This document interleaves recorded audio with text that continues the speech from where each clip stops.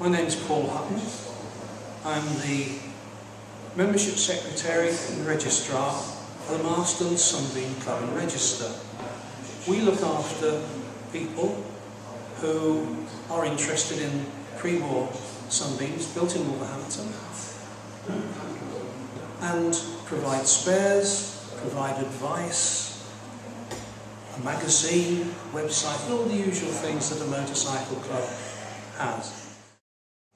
Sunbeams were manufactured by John Marston Limited in Sunbeam Land on the Pen Island. Initially they made bicycles, and then in 1912 the first motorcycle Sunbeam was made. It was very advanced for its day and set the trend for motorcycles from then on.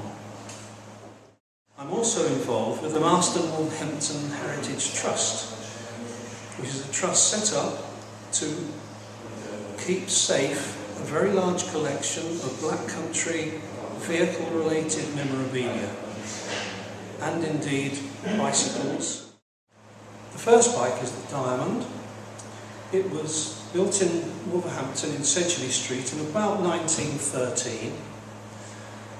It was found about 15 years ago in the state that you see it now in North Staffordshire. It's lived in the Black Country Museum, owned by the Marston Wolverhampton Heritage Trust, and this is the first time it's actually been shown to the public.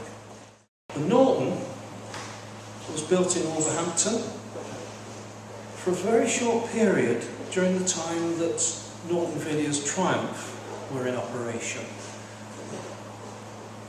The bike was built in 1972 and was very, very popular in its day. It was for many years voted Machine of the Year by motorcycle news readers.